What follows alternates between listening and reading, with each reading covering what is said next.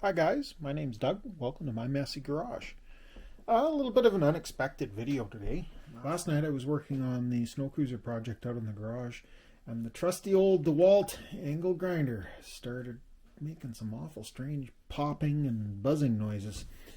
And I was seeing blue arcs coming out around the cooling fan here. So I figured today we would tear it apart a little bit and see if we can see what's going on, and if we can fix it, fix it. If we can't fix it, then we'll at least know what the failure was. Fortunately, I went to Canadian Tire today, and lo and behold, this was on sale. And under no circumstances is that a paid plug. That's just happened to be where I went to try and get a replacement for a trusty old DeWalt. I'm not exactly concerned that this thing has broken down. It doesn't owe me anything at all. It has probably got, I have no earthly idea how many hours of operation it has on it, but it is definitely got to be about 20, somewhere between 20 and 25 years old.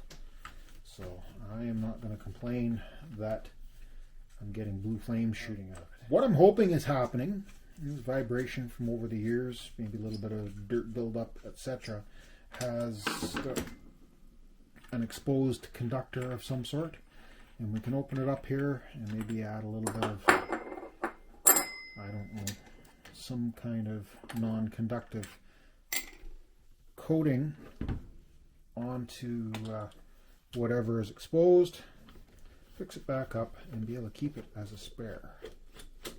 That would be ideal. Whether that's going to happen or not, we will find out. Together with T20. This is a neat little screwdriver handle. I got this off of Thingiverse and I printed it on my Ender 3 3D printer. The piece in the end here is from, it's just a magnetic bit holder from Harbor Freight. The screws are out, but it is not coming apart. Well, we'll keep going.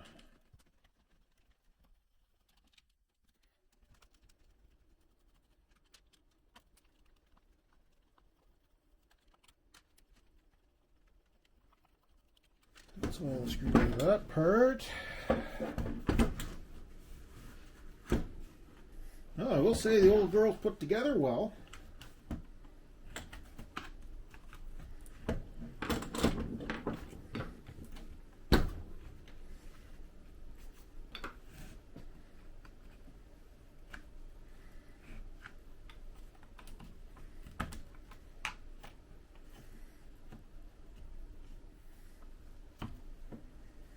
Lots of dust and crud in there. So this appears to be the switch. Well, let's pull the front off of the gearbox here. See if there's a way to disconnect it inside. Lots of grease packed in there, but none of it appears to be have been getting on any of the gear teeth.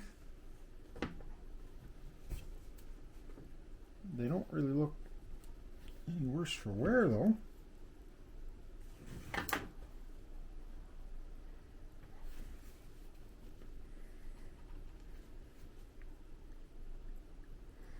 So here's the lock pin.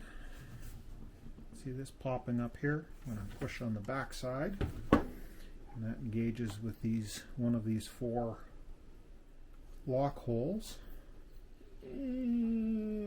Bearings showing its age.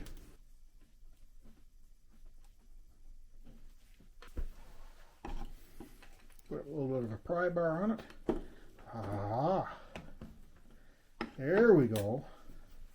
Unfortunately, it's pulling the whole armature and everything out, which means that we're popping out of the brushes. Ooh.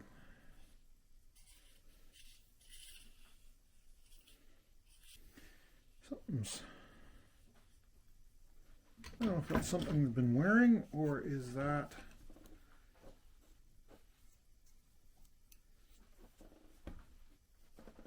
Well, I don't know how well the camera's going to pick this up.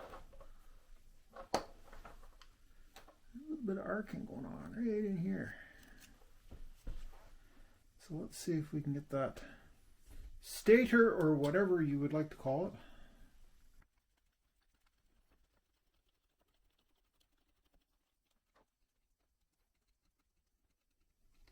Kind of long screws.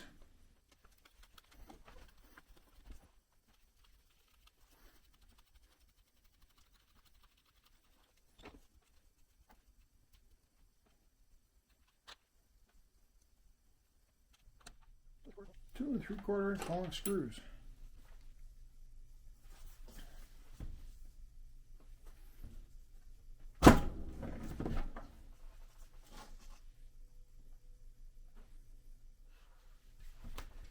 I don't know what exactly is going on here. Definitely there's some scorching. I'm going to guess that that is where the, that definitely appears to be where the nastiness is coming from.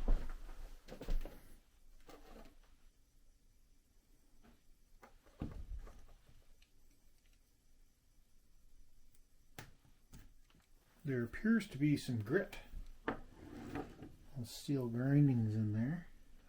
That shouldn't, steel grindings in there shouldn't cause arcing.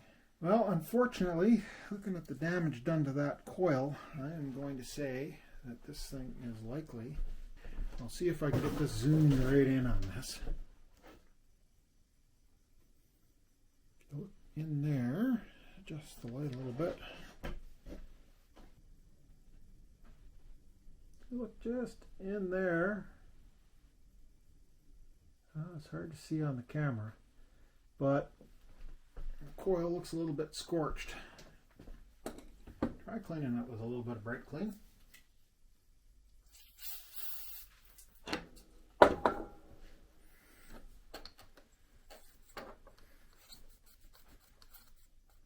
Yeah, there is definitely some exposed conductor there. So what we're looking at, this is an electric coil, and this copper wire has a kind of a shellac coating or some kind of plastic coating on it, so that each one of these wires doesn't conduct to an adjacent one. And unfortunately, what's happened down in here, whether it was heat buildup or whatever it was, whether grinding sparks coming in the cooling fan, because the cooling fan basically rides right there. The cooling fan packing in a bunch of hot steel in there has damaged that protective coating.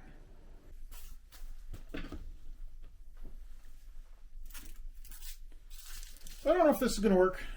What I'm going to try doing, a little bit of 5-minute epoxy and work it in around those conductors and see if we can make this thing at least a decent spare. I don't know whether this epoxy is any good. It's been in the fridge for a while.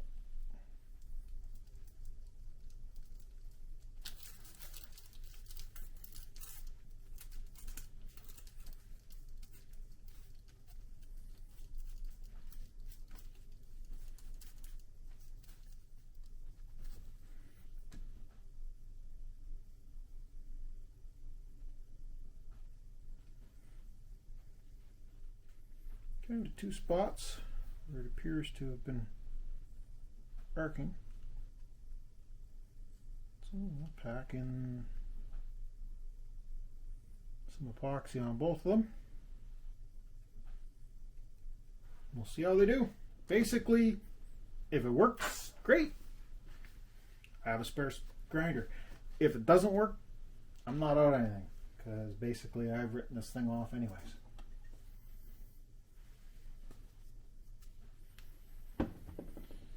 So there's a little cap that supports the bearing down at the bottom. Okay, that is seated. Now we need to bring the brushes back. And we don't need to worry about retracting the brushes at this moment. We just need to make sure that these line up. So we've managed to push the stator, I guess it is, in far enough that the brush holder is now held in place. When we go to push the rotor or armature in, let's pull those brushes back. Something tells me that I'm going to need more hands than I have when I go to do that. So we'll put our nice 2 and whatever inch screws in. You can feel that on the brush holder. I have my hand on the brush holder and I can feel that the screw is engaging. That's a good sign. General rule of thumb, don't snug up the first screw before you get the second one in there.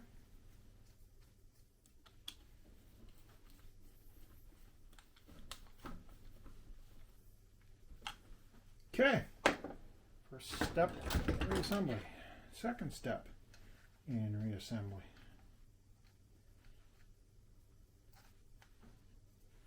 And how did this come out here? Sort of something like that.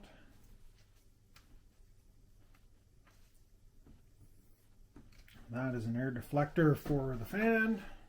I'm going to go find a little bit of Scotch-Brite to clean up the commutator there, just so that nobody complains in the comments. Speaking of the comments though, by all means, if you want to comment in the comments, go for it. Appreciate making comments. Thumbs up, good too.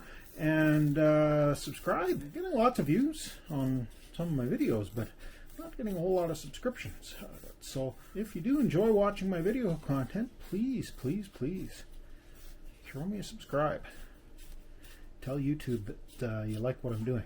So there we are. We got the worst of the gunk rubbed off of there. Save that for later.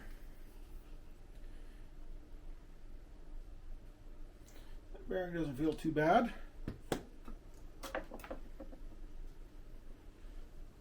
So now for the tricky part. Feeding this monster back in here in a way that will make it work. Okay, bearing is back against the brushes, so we pull the brushes back. Ho ho!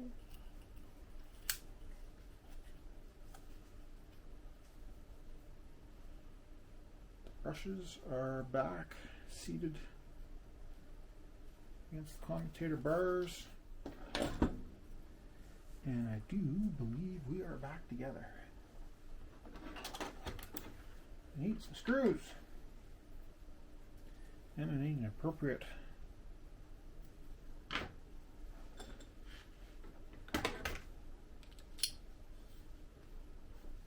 bit. We'll throw a couple more in the back here. Now we need to put the nose piece back together that we should have taken apart in the first place. Yeah, O-ring doesn't feel too bad. Again, this thing is somewhere between 20 and 25 years old. So let's take some of this grease,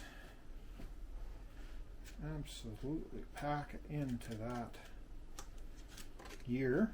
And throw a little bit in the bushing.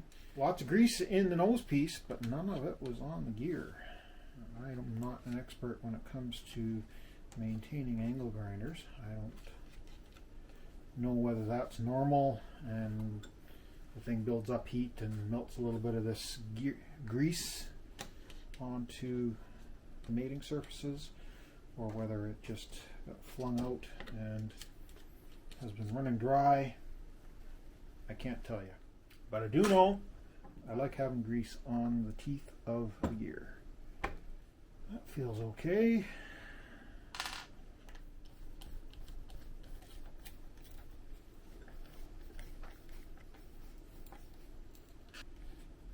That end appears to be back in one piece. Now we need to figure out what we have to do to get the other end functional. Got to get the cord laying in and the grommet laying in the way they were originally. The switch kind of sort of the way it's supposed to be.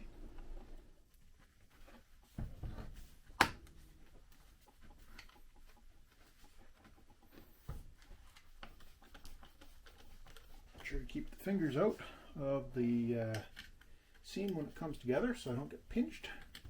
And there we go. It is assembled. Does it work? Well, let's find out. Well, no smoke. I don't know. Sounds okay to me.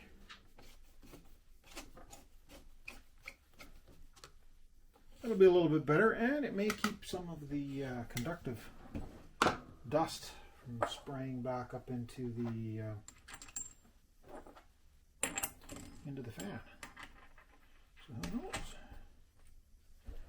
Maybe this thing will live a little bit longer. Anyways, there we are. That is how we fix an older DeWalt angle grinder. I hope you've enjoyed watching this video. If you have, please remember to like, subscribe, and comment. For more great content from Doug's Messy Garage, click on one of the videos that YouTube thinks you'll enjoy. Thanks for watching.